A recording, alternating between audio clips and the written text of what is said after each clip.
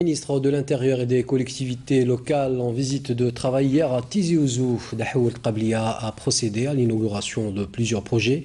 Il s'est également réuni en compagnie du DGSN, le général-major Abdelghani Hamel, avec le corps de police de la wilaya pour évoquer la stratégie de lutte antiterroriste. Les détails avec Iman Messi. Le ministre de l'Intérieur et le DGSN ont rendu hommage hier aux policiers qui ont affronté les attaques criminelles ayant récemment ciblé le siège de la brigade mobile de la police judiciaire à Ouassif.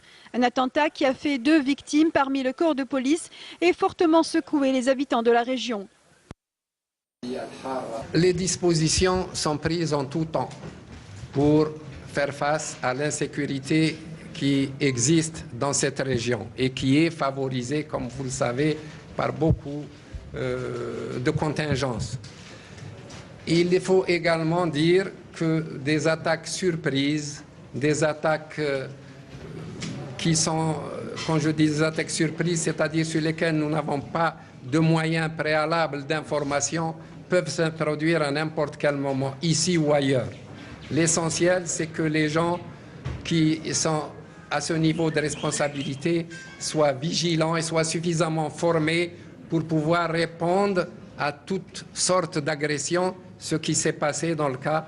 Et comme je l'ai dit, malgré l'importance du groupe qui a attaqué la ville de Ouassif, les policiers et les gendarmes qui sont faiblement armés se sont défendus et courageusement.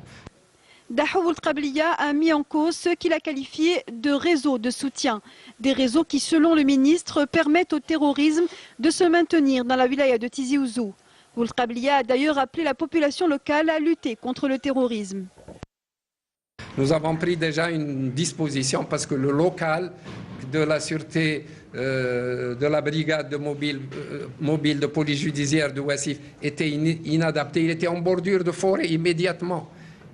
Nous les avons déplacés, nous avons réquisitionné un centre de formation professionnelle et nous les avons transférés et des dispositions sont prises également dans les autres locaux de la Sûreté nationale ou de la gendarmerie pour qu'ils puissent pouvoir se défendre dans les meilleures conditions en attendant que les mesures opérationnelles engagées puissent apporter un résultat définitif et éradiquer le terrorisme dans cette région. Durant sa visite à Tizi Ouzou,